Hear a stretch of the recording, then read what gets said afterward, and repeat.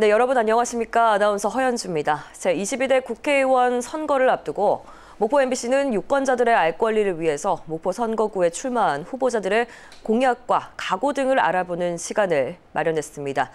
오늘은 진보당 최국진 후보와 함께 이야기하도록 하겠습니다. 안녕하십니까? 반갑습니다. 네, 먼저 시청자분들께 간단하게 인사 부탁드리겠습니다.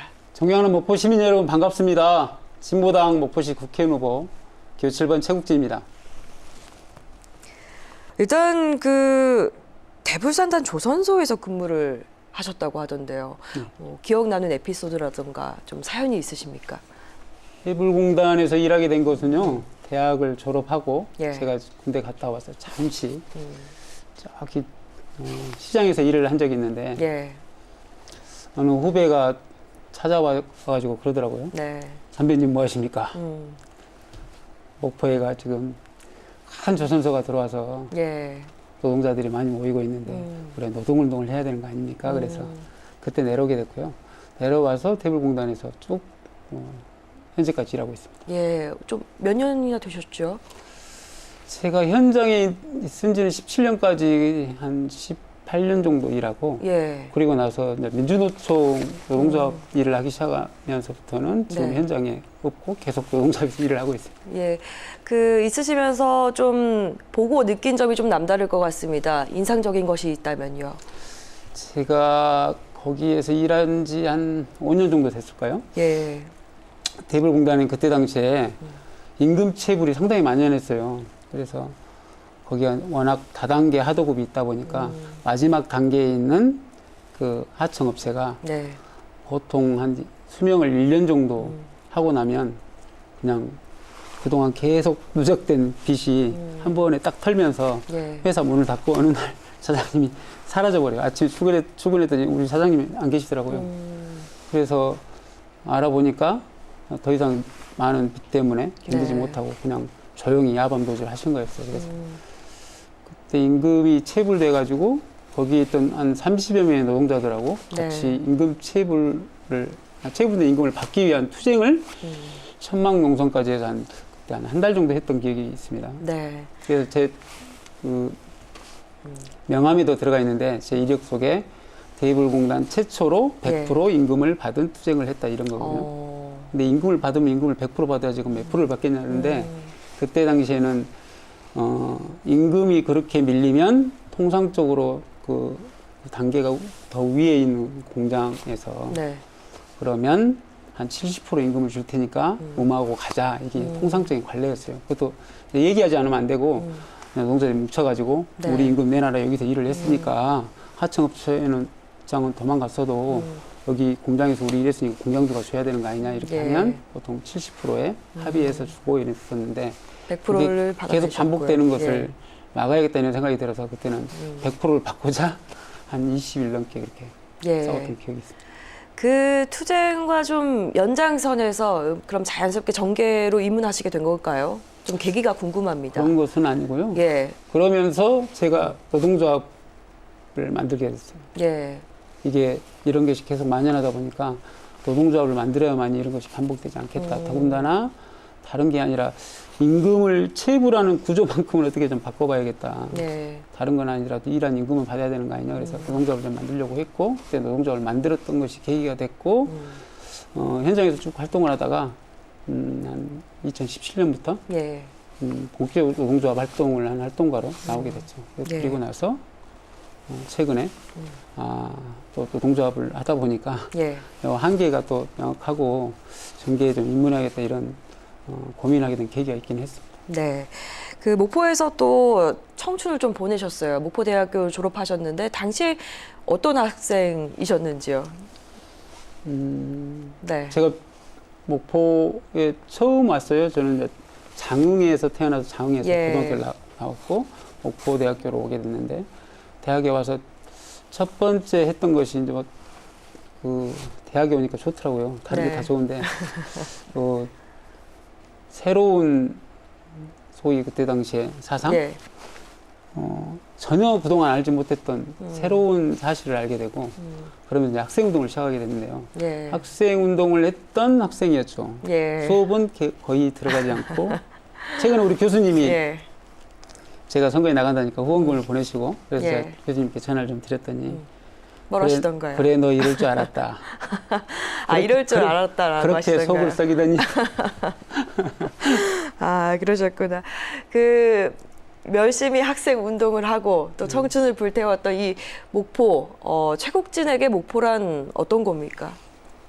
처음 목포에 왔을 때 그때 예. 제가 89년 학번이니까 89년도에 목포를 왔었는데 그때 당시에는 소위 인근 섬에 막 인신매매가 횡행하던 그런 시기였어요. 막 예. 새우에 끌려가면 다시는 못 돌아온다. 막 예. 이게 뉴스에도 나오고 그래서 목포에 가면 조심해라. 목포가 상당히 저에게는 낯설은 도시이기도 하고 또 뭐랄까 약간 무서운 이런 느낌이 있거든요. 예. 실제로 와서 생활해 보다 보니까 처음에는 조금 낯설었는데 예. 적응이 됐었는데 목포가 실은 이제 제가 와서 자리를 잡고 새 아이를 키웠고 예. 저의 삶의 터전을 만들었고 지금도 특별한 변화가 없다면 목포에서 앞으로 네. 수명이 다하는 50년 정도를 살아갈 곳이 목포가 아닌가 이렇게 생각합니다. 네, 나의 앞으로의 또 삶의 터전이고요. 예, 그러면 우리 이제 또 목포에 출마를 하셨으니까요. 예, 현안과 관련해서 좀 짚어보도록 하겠습니다. 저희 지금 목포에서 전남의대 신설에 대한 좀 이야기가 뜨겁습니다. 동서북권 의견이 좀 갈리고 있기도 한데요. 여기에 대한 좀 의견은 어떠신지요? 그게 좀 잘 통합 분위기가 좀 모아지다가 그랬네요. 예. 통합의대를 목포 순천이 같이 하는 걸로 최근에 합의했다가 정부의 전라남도가 통합의대를 하는 걸로 건의도 했었는데 지난 윤석열 대통령이 민생투 오셔가지고 전남에 한 곳을 정해달라. 그렇죠. 그러면 예. 정부에서 하겠다. 이렇게 하면서부터 이게 다시 동서 간의 갈등으로 이렇게 번지는 이런 분위기가 돼버렸네요. 네. 정부에서 하려는 의지가 있는지 일차적으로 궁금하고 또 양쪽에 있는 정치인들이 너나 없이 나는 순천에 나는 목포에 유치하겠다고 정치인들이 나서서 네. 이쪽으로 유치하는 게 맞다고 이렇게 주장들을 펼치는데 이렇게 해서 또 이게 과연 가능성이 있을까 싶어서 저는 기본적으로 통합을 하자고 했으니까 통합의대를 적극적으로 추진하는 게 맞다. 원칙적으로 정부에서 아무리 그런 안을 가져오더라도 예. 전라남도가 적극적으로 통합의대 유치안을 적극 도민들의 의견이 이렇게 밀어붙이고 동서간에 분열되지 않도록 모아서 추진돼야 된다고 보고요. 예. 그런 역할을 저는 최대한 하도록 하겠습니다. 예, 알겠습니다. 그리고 이어서 목포 신합 통합과 관련해서도 좀 의견이 궁금합니다. 뭐 통합에 대해서는 이제 결론적으로 얘기하면 예. 저도 동의합니다. 그리고 목포하고 신안의 통합 논의가 좀 되고 있긴 한데 저는 실은 무안까지 생활권이 예. 워낙 가까이 있고 대부분 다 저도 만나면 목포 시민들 요즘에 만나면 무안 사신다는 분들이 3분의 1 정도 되고 예. 신안 출신은 한 70% 되고 이러더라고요. 그래서 대부분 다 신안하고 무안이 목포에 예. 같은 생활권인데 신안 목포만 계속 얘기해서 이게 될 일이 아닌 것 같고 무안까지 같이 했으면 좋겠고요. 예. 그간의 과정들이 이제 수십 번 동안 한 6번 정도 되나? 예. 이게 통합을 하려다가 실패하고 이게 반복됐었는데 그 원인은 다른 게 아니라 목포가 아무래도 중심이다 보니 신안 입장에서는 목포에 이 모든 걸 다 뺏기고 우리는 여러 가지 부담만 떠안는 거 아니냐 이런 불신들이 그때마다 다시 반복돼서 네. 이런 거 아닌가 싶습니다. 그래서 저는 목포가 많은 양보를 해야 된다고 봐요. 예. 큰 역할도 해야겠지만 그래서 서로 상생하고 도움이 되는 역할이 있을 것이다. 그걸 찾고 예. 그런 합의하는 과정이 필요하다고 생각합니다. 그래서 저는 기본적으로 당장 1년 뒤에 하자, 2년 뒤에 하자 할 것이 아니라 예. 또 지자체 단체장들이 또 4년에 한 번씩 바뀌잖아요. 자, 우선은 현재 있는 단체장들이 무안, 신안, 목포 단체장들이 모여서 그러면 통합을 구체적으로 논의를 해보자 한다는 전제는 둘째치더라도 예. 일단은 통합을 논의하는 합의체를 하나 구성을 해서 책임감 있게 여기에 공무원들도 파견되고 가능하다면 그 세 개 시군에 네. 시의회에서도 오시고 해가지고 거기에 단체장 중에 한 분이 책임감 있게 네. 임시 의장을 맡아가지고 그걸 운영하는 방식으로 해서 협의체가 운영되면 통합을 계속 꾸준하게 해서 논의할 수 있는 곳이 생기잖아요. 그렇게 해서 통합 논의를 시작하고 저는 이제 당장 될 것 같지는 않고 예. 단체장들이 한 두세 번 바뀌는 기간이 경과하는 과정에 통합 문제도 될 것이다. 예. 물론 이제 과정에 여러 가지 사업들이 이제 배치 좀 되고 예. 또 필요하다면 예산을 서로 좀 모아서 이게 통합이 가능한 건지 네. 어떤 문제점은 없는 것인지 이런 것을 용역 또 보고도 받고 해가지고 네. 하면 좋을 것 같습니다. 살펴봐야겠죠. 예. 그러면 저희가 뭐 두 가지 현안을 좀 살펴보긴 했는데 그 밖에 그 여러 공약들 중에서요 가장 강조하고 싶은 공약이 있다면 좀 알려주시죠.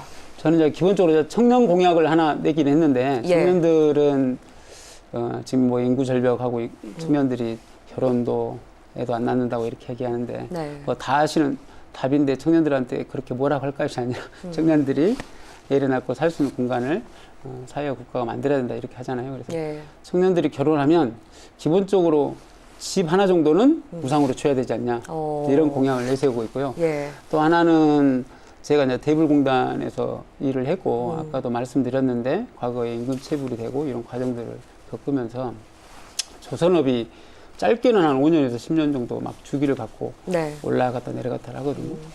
최근에 이제 조선업이 호황인데 현장 얘기 들어보니까 조선 경기가 조금씩 안 좋아진다고 하더라고요. 네. 벌써부터. 그래서 참 안타까운데 조선업이 우리 대한민국에서는 상당히 많은 인력이 투여되고 예. 또 많은 거기에 종사하는 종사자들이 많지는 않은데 그래도 상당히 세계적인 조선 강국이고 그래서 이 조선업을 특별하게 관리하고 예. 발전시키기 위한 조선업 발전 기본법을 좀 만들어서 조선업을 특별히 관리를 했으면 좋겠다. 그래서 숙련된 인력들이 항상 예. 고용이 좀 유지되고 또 조선이 발전할 수 있는 여러 가지 국가적 지원 사업이 좀 되고 네. 특히 저기에서 어떤 문제가 있냐면요.